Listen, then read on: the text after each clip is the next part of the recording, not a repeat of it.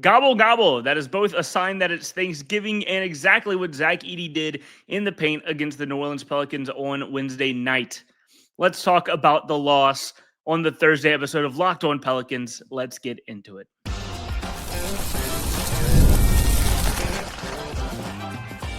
You are Locked On Pelicans, your daily New Orleans Pelicans podcast, part of the Locked On Podcast Network, your team every day. And welcome to another edition of Locked On Pelicans, a Thanksgiving edition of Locked On Pelicans, the daily podcast covering your favorite team, the New Orleans Pelicans, part of the Locked On Podcast Network, your team every day. And now the number one sports podcast network in the nation. Subscribe wherever you get your podcasts. Join over 12,000 Pelican fans on YouTube as well. You can also watch us on the Gulf Coast Sports and Entertainment Network. You're already watching your Pelicans games over there anyway if you're local, so just come on and hang out. Watch us over there. Watch us over there. I'm your host for today, Pelicans insider, credentialed member of the media, Dylan Sanders. You can find me over on Twitter at Dilly Sanders, and I'm also the publisher of Pelicans Roundtable, a fun community of basketball fans talking ball all day, every day. Come hang out over there. Come tell me what you're having for Thanksgiving. Hey, Thanksgiving dinner. I'm interested. Today, we're going to be talking about what we saw in the loss to the Memphis Grizzlies, break down our initial reaction to that. And then in the second segment, I want to get into why we're seeing the rookies a little bit less. We talked a little bit about it on our last episode, but it happened again. We see them getting pulled for players like Jose Alvarado, Yves Missi. Let's get exactly why that is in our segment. And then closing out, it's Thanksgiving. Let's talk about what the Pelicans have to be thankful for in this 3-16 start to the season. Today's episode is brought to you by FanDuel. Right now, new customers can bet just $5, and if your bet wins, you'll get $300 in bonus bets to use across the app. Head to FanDuel.com to get started. All right, let's get into the loss. It was a pretty heartbreaking one. 133 Grizzlies, 128 Pelicans. That was the final after overtime. There were many points in this game that it felt like the Pelicans had it. And this would have been a massive win to get, because if they had won this game, you cut the Grizzlies lead in the for the 10 seed down to just 2 games this early on in the season. That feels so much easier to overcome than now 4 games, because you lost this game to the Grizzlies. And 4 games this early in the season is not insurmountable, but I think it just 2 games is a big swing right now when you're fighting for that last spot. So it would have been a great one to have. There were many points in this game that it really felt like it was going to be the Pelicans. The Grizzlies got out to that big lead in the beginning. It was 18-9, I want to say, and then you had Jose Alvarado, Yves Missi come in, give their bolt of energy, and the Pelicans dominated the rest of the first quarter. They outscored the Grizzlies 39-25 in the third quarter. The second quarter was a little bit closer, but the Pelicans still came out on top of that. They had a 15-point lead at the half, and I think that was right at that halftime. It felt like it was the best vibes that the team had. The win against the Bulls, you come out here, you fight, come out strong against the Grizzlies. You have this 15-point lead. You had already come back from a drought, and it felt like, man, this is going to be another win, 2 wins in a row heading into the road stretch against the Warriors and the Lakers.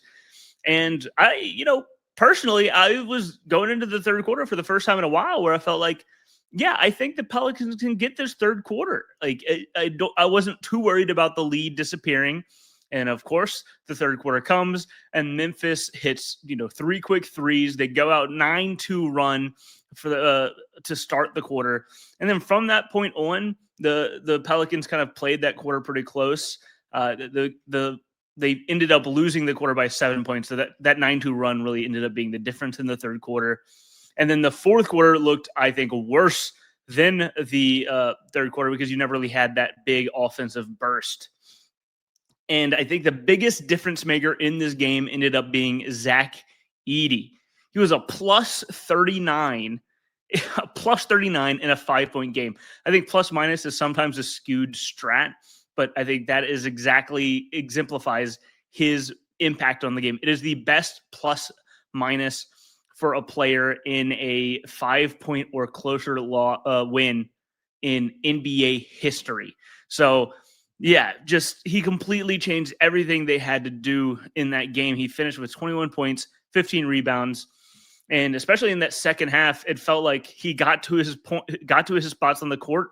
And if he got to those spots, the Pelicans had nothing to do. There was no answer for it. We talked to James Borrego after the game, and he was like, yeah, you kind of had to do what you do. You could go small on the offensive side to get around him on offense and stretch him out of the paint.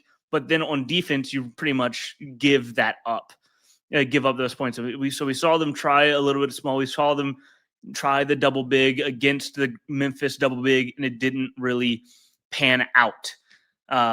Derek Queen had kind of struggled in this game. We're going to talk about him more a little bit. But first, I want to talk about Zion Williamson. All right, he did not have the best game. 17 points, 5 rebounds, 4 assists. That is kind of a typical Zion okay night stat line. But I think he kind of got done dirty. It was the lay-in against heavily contested against Jaren Jackson Jr. at the end of regulation to tie the game, which was a great moment. But he should have shot free throws. He got hacked. I was recording the crowd just to see the big moment if he scored, and he did, and it was a great video. But then you look back, you look closer, he definitely got fouled by Jaren Jackson Jr. I'm going to be really interested to see that pull report in the morning, and they'll probably be like, "Oh yeah, that was a mistake. He should have shot free throws," but it doesn't matter anymore. The game got sent to overtime, and then there were a bunch of tough possessions in overtime that led to the Grizzlies ended up kind of cruising in overtime to that 133-128 victory. But yeah, I'm not mad that the Pelicans shot just 10 free throws in this game. Like, in a sense, I mean, just shooting just 10 free throws is crazy. But I mean, the Grizzlies only shot 14. They let the players play. This was an aggressive physical game. You let the players play, and that's fine. That's the precedent you set. But in the moments like that last bucket in the game, you had to call that foul. It was really, really frustrating to see in the moment. And I know Zion wasn't happy about it. James Borrego probably wasn't happy about it, but it was that ended up being a very crucial moment.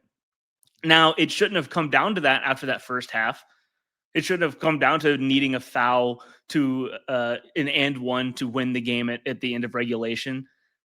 But it did. And, I think that's the biggest. It's hard not to focus on the biggest downsides. There were some great. We're going to talk about Jose Alvarado's in a little bit, his contributions.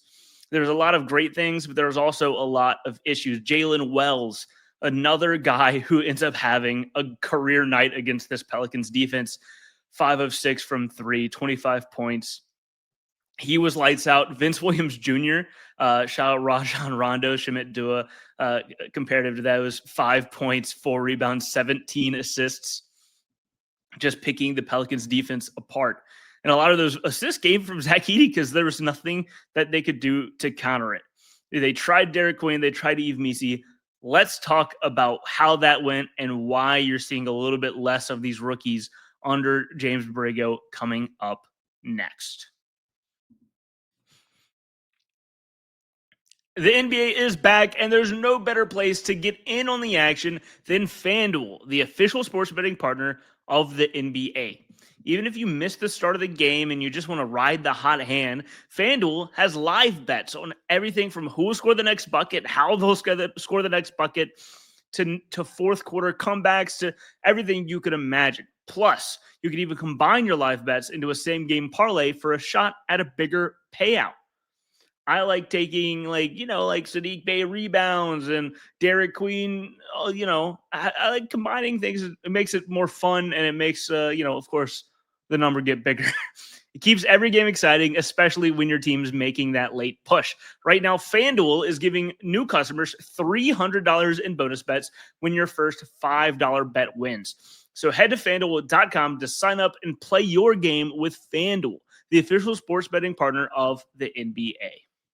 And thank you for making Locked On Pelicans your first listen today and every day. We are here Monday through Friday, the #1 Pelicans podcast covering everything you want to know about this Pelicans team on the #1 podcast sports network, Locked On Podcast Network, your team every day. You can find me on Twitter at Dilly Sanders or come hang out with me over on Pelicans Roundtable, my favorite website because it's my website.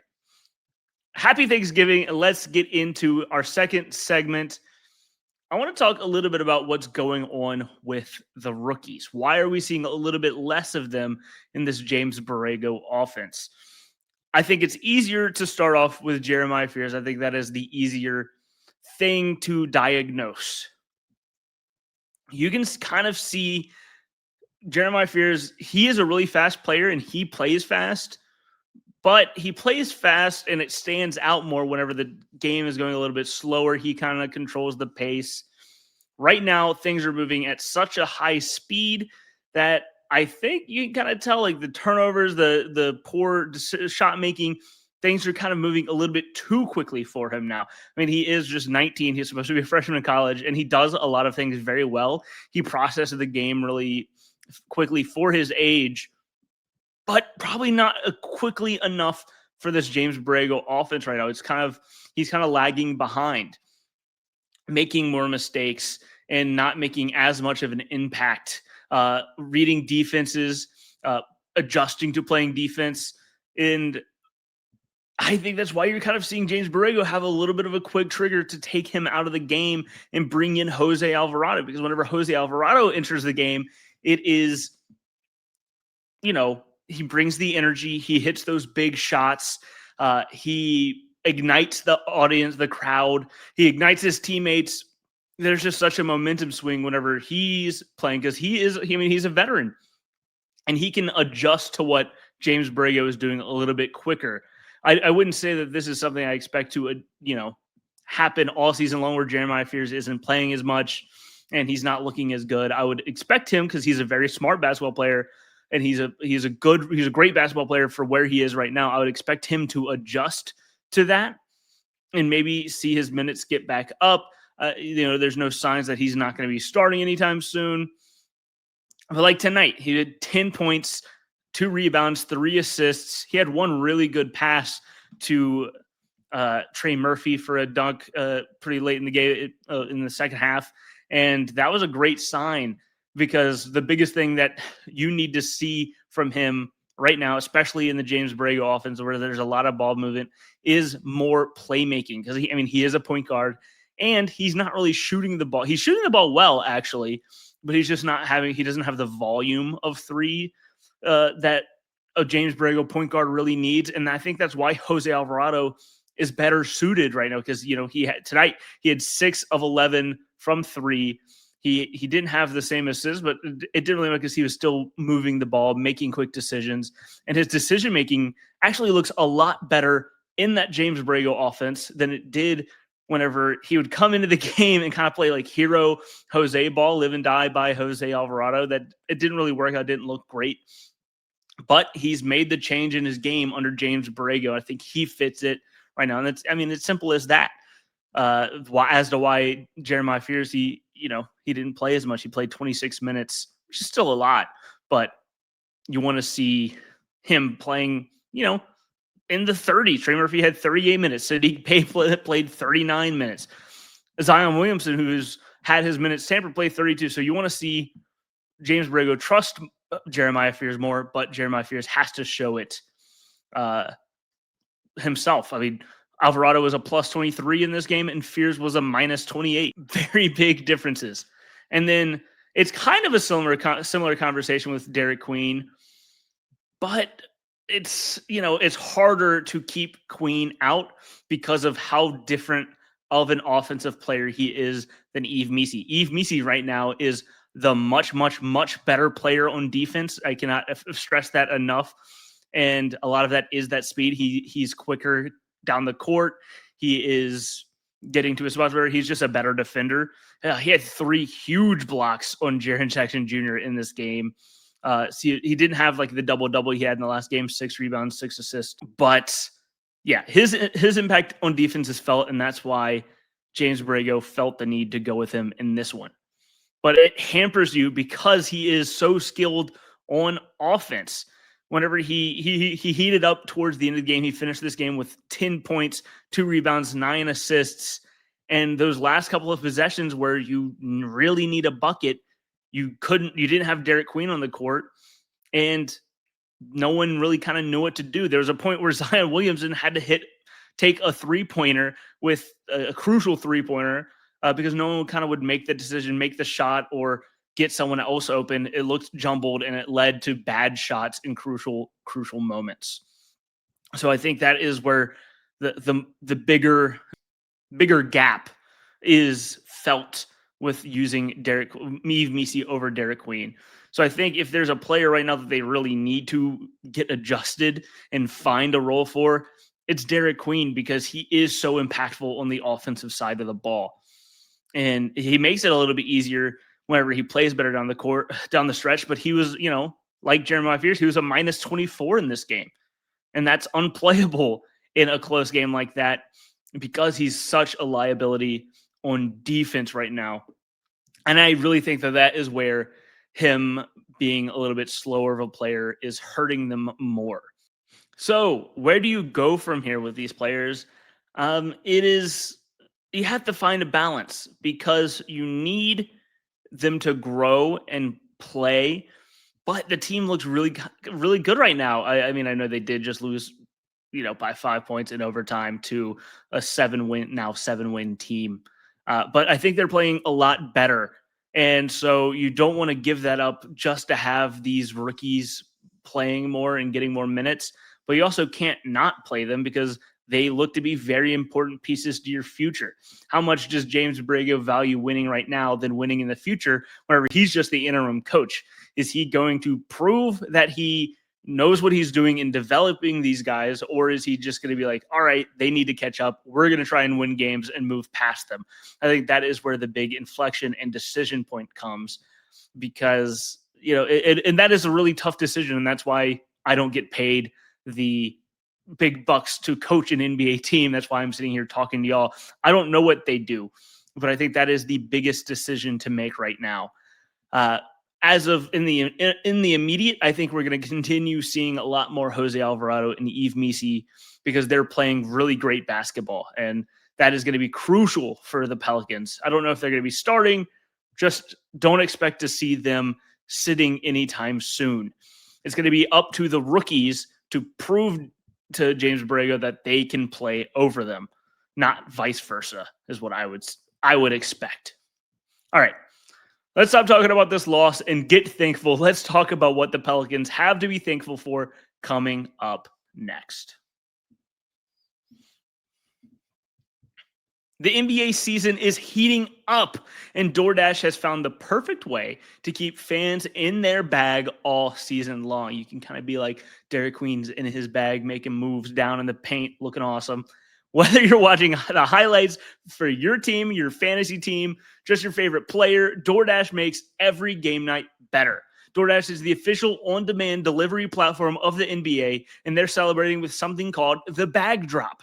Every time an NBA player scores 50 points in a game, DoorDash drops 50% off your order with the Dash Pass the next day, and you're automatically entered for a chance to win the ultimate fan bag. We're talking player-inspired drip, exclusive gear, stuff you're actually going to want, not that's just going to end up in the drawer where you keep all your Mardi Gras throws. So the next time someone goes off for 50, use promo code NBA50 the next day to get 50% off on DoorDash with Dash Pass. Plus, your shot at the bag drop. Get your gear. Dash Pass members only, 50% off up to $10 the next day after a 50-point game with promo code. Terms apply. No purchase necessary. Ends April 13th. Open to U.S. residents 21 or older. Visit DoorDashInYourBag.com for full details. DoorDash, in your bag all season long. All right, let's close out today's episode of the Locked On Pelicans podcast, part of the Locked On Podcast Network, your team every day. It's our Thanksgiving. It's Thanksgiving, guys. So let's show what the Pelicans should be thankful for right now, what Pelicans fans more specifically should be thankful for. There's the team sitting 3-16. They're bottom of the Western Conference, and there might not seem like there's a lot to be thankful for, but I think that there is. And I think the number one thing to be thankful for right now might actually ruffle some feathers to, going against the grain of this. But I think Pelicans fans should be thankful for James Borrego. It doesn't really feel like it right now because they've only had one win under him as interim coach. The win-loss column doesn't look much better than it did under Willie Green. But I think it's not hard to see that the product on the court is better. The players are fighting more. Well, not fighting other players, although sometimes they are. The players are showing more fight, more grit. They seem to be a little bit more engaged right now. And that does happen sometimes whenever you fire a coach, you bring in the interim guy, there is a bump in energy. But I don't know if that's what this is, because over the first couple of games of James Borrego, you didn't really have that bump. They did seem frustrated. But now I think since they found what worked with them and the higher pace, I think they're going to start playing with a little bit more confidence. You're already seeing them play with more confidence. The New Orleans Pelicans under Willie Green were a bottom 5 team in pace. Now they're a top 4 team in pace under James Borrego. Well, since James Borrego took over in that time span. And I think that is a massive change. A lot of people have been saying, like, what really can James Borrego change? He's been on the staff for years. This was already his offense. It clearly wasn't. Now that he has the reins, he has changed a lot of things around, and I think it is for the better.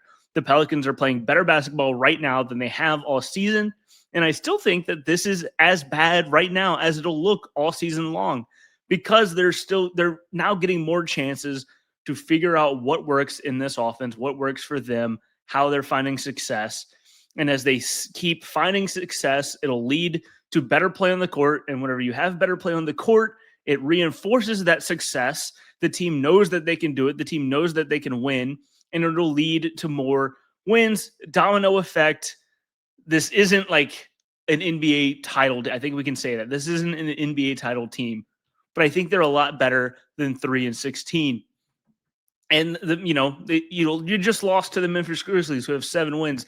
That doesn't do a lot for the confidence, but I think you have to focus on the minor things right now because you're not winning games. What can you take from this loss to win games? And I think James Borrego is helping them do that and helping them play better basketball. So it could be a lot worse is what I'm trying to say. They could have not been in any of these games. They've shown that they could be close. They could have beaten the Dallas Mavericks. They had moments against the Hawks. They had moments against the Nuggets where they could have been in these games. They pulled off a win against the Bulls. The more that they know that they can do it, the more that they will actually do it. So that's the number one thing I think that Pelicans fans should be thankful for, that they are actually playing better basketball.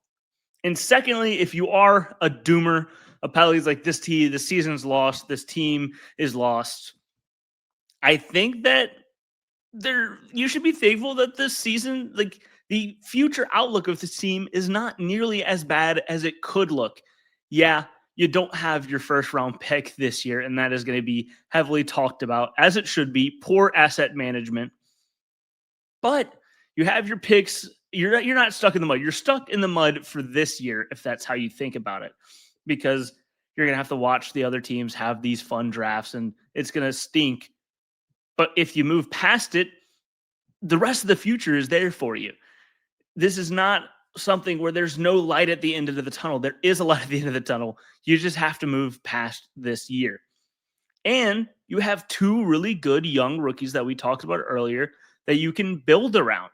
If you want to go super young, these are, cornerstone pieces that you can say, like, all right, this is what they do really well. Let's build out what they do well. Let's build around them to complement them.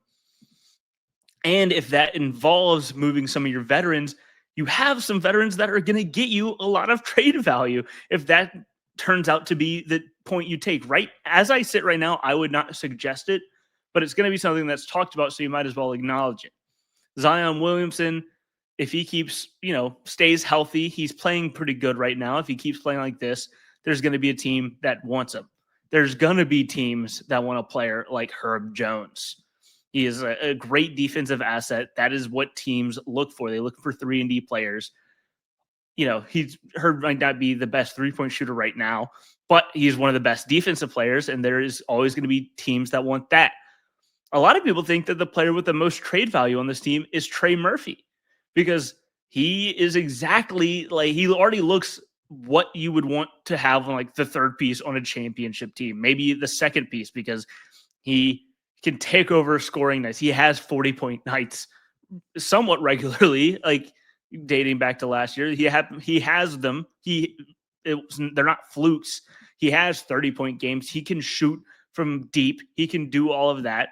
And so if you decide to blow it up, you trade all those three, you get a lot of assets for that, and then you immediately have something to look forward to. There are a lot of paths forward for this team to get them out of the dumps. I see a lot of people say the Pelicans are cursed. They're run horribly. They're run to the ground. There's no future for this team. I don't think that's true at all. So I think there's things to be thankful for on both ends. There's all right, this team is better than they look right now. The season is going to get better. There's going to be better basketball play this season. And then if you don't think that way, that's on you. But there are paths forward to blow it all up and have a future, because you have these pieces. You hit on this draft. You hit on the young players. And it is, that looks good at least. All right. So happy Thanksgiving. Thank you for checking out the Locked On Pelicans podcast. For your second listen of the day, please go check out Josh Lloyd and Locked On Fantasy Basketball for all of your fantasy basketball needs.